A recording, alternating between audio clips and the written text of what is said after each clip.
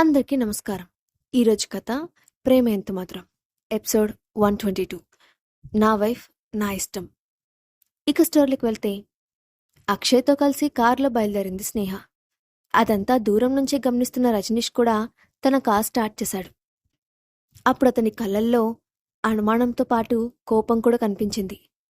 అంటే స్నేహ మామూలు అమ్మాయి కాదు, మా అన్నయ్య అక్షయ్ ఇష్టపడుతున్న అమ్మాయి అని అనుకున్నాడు.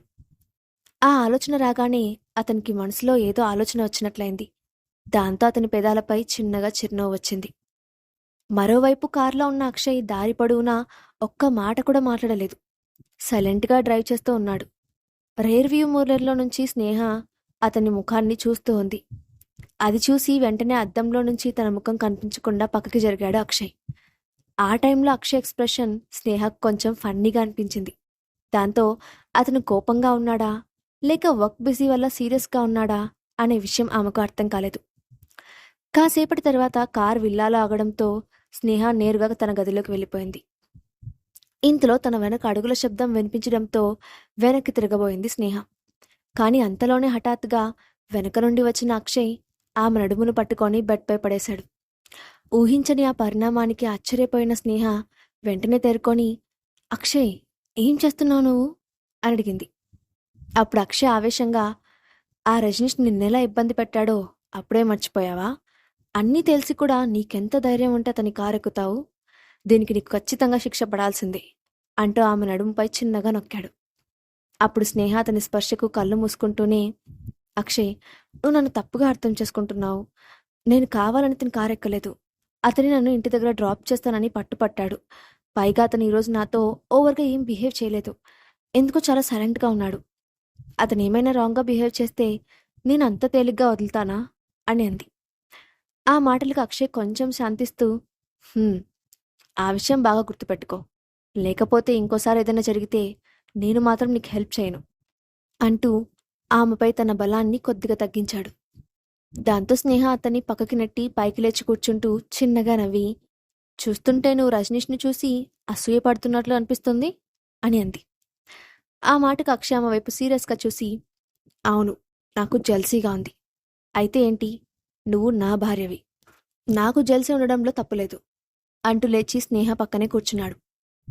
ఇలా అయితే నీ భార్య ఇంకెవరితో మాట్లాడకూడదా? నవ్వుతూ అడిగింది స్నేహ. మాట్లాడొచ్చు, కానీ ఎవరితో మాట్లాడాలో ఎవరితో మాట్లాడకూడదో తెలుసుకోవాలి అని చెబుతూనే ఆమెను విసురుగా మీదకు లాక్కున్నాడు.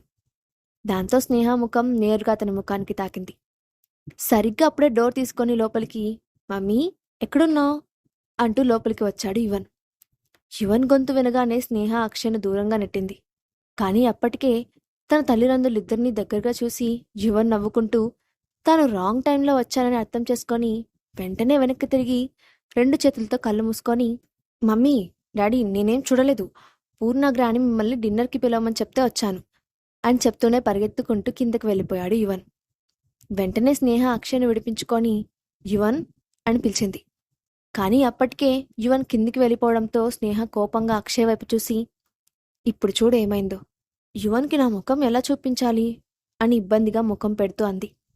అక్షయ్ ఆమెను చూసి చిన్నగా నవ్వుతూ, నా భార్యని నేను హక్ చేసుకుంటే అందులో తప్పేముంది అంటూనే బెడ్ దిగి, నువ్వు కూడా ఎక్కువగా ఆలోచించకుండా కిందకు వచ్చాయి.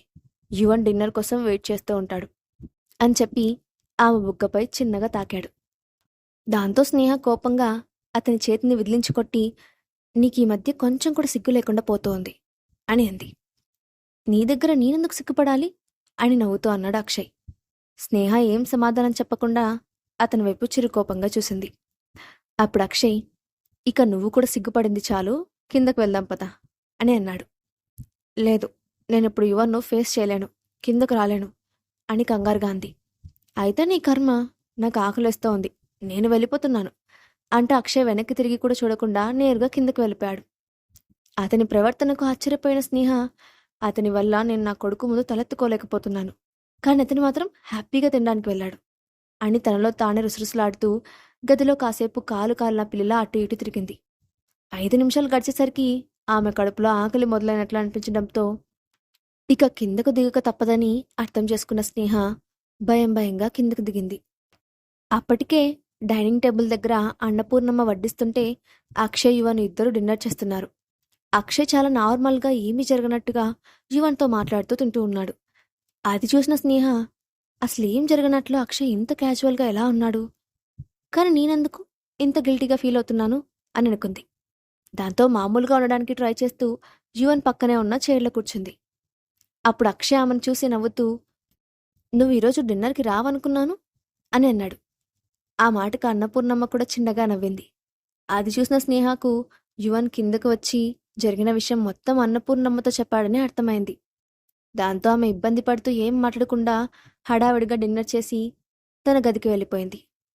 స్నేహ అంత త్వరగా గదికి వెళ్ళిపోవడం చూసిన యువన్ పక్కన ఉన్న అక్షయ్తో, డాడీ, మమ్మీ ఎందుకు ఇవాళ అంత తొందరగా డిన్నర్ కంప్లీట్ చేసి వెళ్ళిపోయింది, నాకు గుడ్ నైట్ కూడా చెప్పలేదు అని అన్నాడు. అక్షయ్ నవ్వి, మీ మమ్మీ కొంచెం షై ఫీల్ అవుతుంది, రేపటికి నార్మల్ అవుతుందిలే, నువ్వు లైట్ తీసుకో, హ్యాపీగా తిని వెళ్ళి నిద్రపో అన్నాడు. హో, మమ్మీ సిగ్గుపడుతుందా నవ్వుతూ అడిగాడు యువన్. అక్షయ్ నవ్వుతూ అని తలూపాడు. అది చూసిన అన్నపూర్ణ వెంటనే అక్షయ్ని వారిస్తూ, ఊరుకోండి అక్షయ్ బాబు, చిన్న పిల్లాడితో ఏంటా మాటలు అని చనువుగా చెప్పి, యువన్ బాబు, ఇక మీరు నాతో రండి, మీకు ఈరోజు మంచి కథ చెప్తాను అంటూ యువన్ను తీసుకొని గదిలోకి వెళ్ళిపోయింది. దాంతో అక్షయ్ చిన్నగా నవ్వుకొని అక్కడి నుండి లేచి నేరుగా స్టడీ రూమ్కి వెళ్ళాడు. అప్పుడే త్రిపాఠి నుండి కాల్ కూడా రావడంతో అక్షయ్ కాల్ లిఫ్ట్ చేసి అతనిస్తున్న రిపోర్ట్ వింటూ కంప్యూటర్ ఆన్ చేసి త్రిపాఠి పంపించిన డాక్యుమెంట్స్, మెయిల్స్ చూసి, ఓకే, నేను చెక్ చేస్తాను అని చెప్పి ఫోన్ పెట్టేశాడు. ఆ తర్వాత చాలాసేపు అక్కడే వర్క్ చేసుకుంటూ ఉండిపోయాడు అక్షయ్.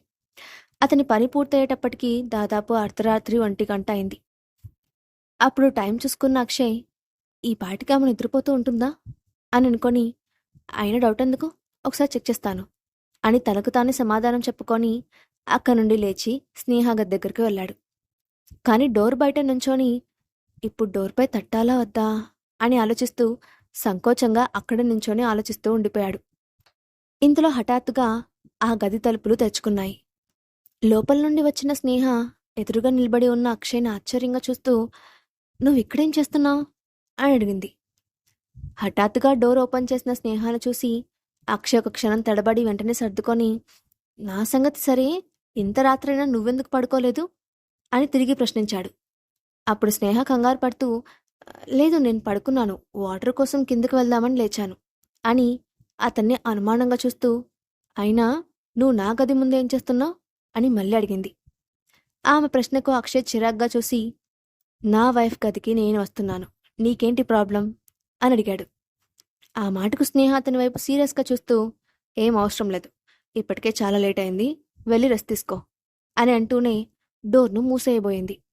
అంతలోనే అలర్ట్ అయిన అక్షయ్ ఆమెను డోర్ వేయనీయకుండా, నాకిప్పుడు రెస్ట్ అవసరం లేదు, నా వైఫ్కి ఇవ్వాల్సిన పనిష్మెంట్ ఒకటి మధ్యలోనే ఆగిపోయింది, నేను దానిని కంటిన్యూ చేయాలి అని అన్నాడు. ఆ మాటకు స్నేహ అతని ఉద్దేశాన్ని అర్థం చేసుకొని మనసులోనే నవ్వుకుంటూ, పైకి మాత్రం అవన్నీ ఇప్పుడు కుదరవు, నాకు నిద్రొస్తుంది అని అంది. అక్షయ్ ఆమె మాటను పట్టించుకోకుండా నేరుగా గదిలోకి వెళ్ళి డోర్ క్లోజ్ చేసేశాడు. దాంతో స్నేహ ఒక్కో అడుగు వెనక్కి వేస్తూ, నువ్వు ఈ మధ్య నాపై దౌర్జన్యం చేస్తున్నావు, నాకు ఇలాంటి ఇష్టం ఉండవు అని అంది. ఆ మాటకు అక్షయ్, కానీ నాకు ఇలాంటివే ఇష్టం అంటూ ఆమె దగ్గరకు వెళ్ళి ఇంకేం మాట్లాడనీయకుండా తన పెదవులతో ఆమె పెదవుల్ని కప్పేశాడు. తర్వాత రోజు ఉదయం స్నేహ లేచేసరికి 8:30 అయింది. అప్పటికే అక్షయ్ బెడ్ మీద కనిపించలేదు. దాంతో ఆమె కూడా టైం చూసుకొని కంగారు పడుతూ లేచి హడావిడిగా రెడీ అయ్యి కిందకు వచ్చింది. అక్షయ్ ఆఫీస్కి వెళ్ళిపోయి ఉంటాడు, ఇక కారు కూడా ఉండదు, ముందు క్యాబ్ బుక్ చేసుకోవాలి అని అనుకుంటూ బయటకు వచ్చింది స్నేహ. ఇంతలో అక్కడ పార్కింగ్లో ఒక కార్తో పాటు దాని డ్రైవర్ కూడా పక్కన నిలబడి ఉన్నాడు. ఆ డ్రైవర్ స్నేహాను చూడగానే ముందుకు వచ్చి, సార్ మిమ్మల్ని ఆఫీస్ దగ్గర డ్రాప్ చేయమన్నారు మేడం అని చెప్తూ కార్ డోర్ ఓపెన్ చేశాడు. ఇంత హడావిడిలో ఉన్నా కూడా అక్షయ్ తన గురించి ఆలోచించాడని అనుకున్న స్నేహ అతని ప్రేమకు మురిసిపోతూ ఆఫీస్కి చేరుకుంది. కానీ ఆఫీస్లోకి అడుగుపెట్టిన స్నేహకు అక్కడ వాతావరణం అంతా కొంచెం విచిత్రంగా అనిపించింది. ఒక డిగ్నిఫైడ్ మేనేజర్ అయ్యుండి ఇలాంటి పని చేస్తారని నేను ఊహించలేదు అంటూ ఒక కొలీగ్ తన పక్కనే ఉన్న మరో కొలీగ్తో అంటున్నాడు. అవును, అందుకే బుక్పై ఉన్న కవర్ని చూసి బుక్ని అంచనా వేయకూడదు అంటారు అంటూ సామెత చెప్పాడు మరో కొలీగ్. తన క్యాబిన్లోకి వెళ్తున్న స్నేహకు ఆ మాటలన్నీ చెవిన పడుతున్నాయి. ఎందుకో అందరూ తన గురించి మాట్లాడుతున్నట్లు అనిపించింది. అయినా ఆమె వాళ్ళ మాటలు పట్టించుకోకుండా తన క్యాబిన్ వైపు వెళ్ళింది. కానీ అప్పటికే క్యాబిన్ ఎదురుగా నిల్చొని ఉన్నాడు మేనేజర్ కమల్ దగ్గర వర్క్ చేస్తున్న ఆర్టిస్ట్ హరీష్. అతను స్నేహను చూడగానే క్యాబిన్లోకి వెళ్ళనివ్వకుండా అడ్డుపడుతూ, ఆగు స్నేహ, నేను నిన్నొక విషయం అడగాలి అని అన్నాడు. అతను హఠాత్తుగా రెస్పెక్ట్ ఇవ్వకుండా నువ్వు అని మాట్లాడడంతో స్నేహ అతని వైపు సీరియస్గా చూసి, నాకిప్పుడు నీతో మాట్లాడే టైం లేదు, కొంచెం అర్జెంట్ వర్క్ ఉంది, అడు తప్పుకో అని మర్యాదగా చెప్పింది. అప్పుడు హరీష్ ఆమె వైపు సీరియస్గా చూస్తూ, ముందు నా ప్రశ్నకు సమాధానం చెప్పు, నువ్వు నా వాచ్ తీసుకున్నావా అని అడిగాడు. హరీష్ మాటలకు స్నేహ అయోమయంగా చూసి, what what are you talking, మీరేం మాట్లాడుతున్నారో నాకు అర్థం కావడం లేదు, మీ వాచ్ను నేను చూడలేదు, ముందు క్యాబిన్కి అడ్డు తప్పుకోండి అని అంది. అప్పుడు హరీష్, స్నేహ, నిన్న ఆఫీస్లో అందరికన్నా ఆఖరిగా వెళ్ళింది నువ్వే, ఆ వాచ్ నువ్వే తీసుకెళ్లావని నాకు బాగా తెలుసు అని అన్నాడు. అతను ఈరోజు ఆమెను ఎలాగైనా సరే నిందలు వేసి ఆఫీస్ నుంచి పంపించాలని ప్రయత్నం చేస్తున్నాడు. ఆ విషయం అర్థం చేసుకున్న స్నేహ తన కోపాన్ని కంట్రోల్ చేసుకుంటూ, చూడండి మిస్టర్ హరీష్, నేను మీకు మళ్ళీ చెప్తున్నాను, మీ వాచ్ నేను తీసుకోలేదు, మర్యాదగా ఇక్కడి నుంచి వెళ్ళండి అని చెప్పి తన క్యాబిన్ డోర్ హ్యాండిల్ని పట్టుకొని డోర్ తీయబోయింది. ఇంతలో హరీష్ ఒక్కసారిగా, ఆగు స్నేహ, నువ్వు ఇలా వెళ్ళడానికి వీల్లేదు అంటూ ఆమెను డోర్ తెరవనీయకుండా ఉండడం కోసం స్నేహ చేతి మణికట్టును గట్టిగా పట్టుకున్నాడు. గొడవ అంతకంతకు పెద్దదవడంతో ఆఫీస్లో ఉన్న వాళ్ళందరి చుట్టూ చేరారు. అప్పుడు హరీష్ ఇంకొంచెం పెద్దగా మాట్లాడి గొడవను పెద్దది చేస్తూ, చూడు స్నేహ, ఇప్పుడు నువ్వు నా వాచ్ని నాకు ఇచ్చేయాలి, లేదంటే నిన్ను పోలీస్ స్టేషన్కి తీసుకెళ్తాను అని అన్నాడు. దాంతో స్నేహ ఒక్కసారిగా తన చేతిని వెనక్కి లాగి హరీష్ చెంపపై లాగి కొట్టి అతనికి చూపుడు వేలు చూపిస్తూ, mister Harish, behave your self, అసలు నువ్వేమనుకుంటున్నావు, నా చేతిని పట్టుకుంటావా, హౌ డేర్ యూ అని అంది. ఆమె కళ్ళు కోపంతో నిప్పులు కురిపిస్తున్నాయి. అది చూసిన హరీష్ తన చెంపపై చేతులు పెట్టుకొని వెనక్కి తగ్గాడు. నిజానికి హరీష్తో ఈ డ్రామా అంతా చేయమని కమల్ చెప్పినప్పుడు హరీష్ కాదనలేకపోయాడు. కేవలం స్నేహ వల్లే కరణ్ ఫామ్లోకి వచ్చాడని, అందువల్ల తనకి రావాల్సిన ఇండియన్ 2 మూవీ ఛాన్స్ కరణ్కి వెళ్ళిందని అప్పటికే స్నేహపై కోపంతో ఉన్న హరీష్ ఆమెపై రివెంజ్ తీసుకోవడానికి వచ్చిన అవకాశంగా దాన్ని భావిస్తూ కమల్ చెప్పిన మాటకు ఒప్పుకున్నాడు. అంతేకాకుండా అతనికి కమల్తో ఉన్న రిలేషన్ ఈ పనికి ఒప్పుకునేలా చేసింది. మరోవైపు అక్కడ జరుగుతున్నదంతా దూరంగా చూస్తూ ఉన్నాడు రజనీష్. హరీష్పై చేయి చేసుకున్న స్నేహ వెంటనే ఫోన్ చేసి పోలీసులకు కాల్ చేయబోయింది. ఇంతలో అప్పటిదాకా మౌనంగా ఉన్న కమల్ ముందుకు వచ్చి, మేనేజర్ స్నేహ, మీకిప్పుడు ఏం ప్రాబ్లం వచ్చిందని పోలీసుల్ని పిలుస్తున్నారు, మీరు ఇలా చేస్తే కంపెనీకి బ్యాడ్ నేమ్ వస్తుంది, ఏదైనా ఉంటే మాట్లాడి సాల్వ్ చేసుకోండి అంటూ అడ్వైస్ చేస్తున్నట్లుగా హరీష్ని కాపాడడానికి ప్రయత్నించాడు. స్నేహ వెంటనే తల పైకెత్తి అతని వైపు ఎగతాళిగా చూసి, ఇందులో నీకు సంబంధం ఏంటి, నువ్వెందుకు అంత కంగారు పడుతున్నావు అని అడిగింది. ఆ మాటకు కమల్ తడబడుతూ, నాకు దీంతో సంబంధం ఏం లేదు, కానీ మనమంతా కోలీగ్స్, అందుకే ఈ విషయాన్ని పోలీస్ స్టేషన్ వరకు తీసుకువెళ్లకుండా ఉంటే మంచిది. అంతేకాదు, రజనీష్ కొంచెం ఫేమ్ ఉన్న ఆర్టిస్ట్, అతను పోలీస్ స్టేషన్కి వెళ్తే అనవసరంగా లేనిపోని ఇబ్బందులు వస్తాయి, ఆయన జరిగిన దాంట్లో ఏదో ఒక అపార్థం ఉండి ఉంటుంది, మనం కూర్చొని మాట్లాడుకుంటే సమస్య సాల్వ్ అవుతుంది అని అన్నాడు. మరోవైపు హరీష్ కూడా కంగారుగా చూస్తున్నాడు. నిజానికి అతని ఉద్దేశం స్నేహపై నింద వేసి నలుగురిలో అవమానించి ఆఫీస్ నుంచి వెళ్ళగొట్టేలా చేయడం. కానీ ఇప్పుడు స్నేహ స్వయంగా పోలీసులకు కాల్ చేస్తుండడంతో వ్యవహారం మొత్తం తనకు అడ్డంగా తిరిగిందని అర్థమైంది. పోలీసులు వస్తే విషయం ఇంకా కాంప్లికేట్ అవుతుందని అతను కంగారుగా కమల్ వైపు చూశాడు. అప్పుడు అతనికి దూరంగా నుంచొని చూస్తున్న రజనీష్ కూడా కనిపించడంతో, బాస్ ఇక్కడే ఉన్నా ఎందుకు ముందుకు రావడం లేదు, స్నేహ నాపై చేయి చేసుకున్నా ఎందుకు సైలెంట్గా ఉన్నాడు అని అనుకున్నాడు. అతను చూపులు గమనించిన రజనీష్ అక్కడి నుండి ముందుకు వస్తూ, అసలు ఇక్కడ ఏం జరుగుతోంది అని గంభీరంగా అడిగాడు.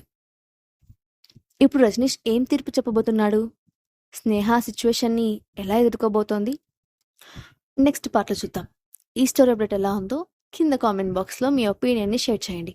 అలాగే ఇలాంటి మరిన్ని స్టోరీస్ కోసం మా ఛానల్ సబ్స్క్రైబ్ చేసుకోండి. Thanks for watching.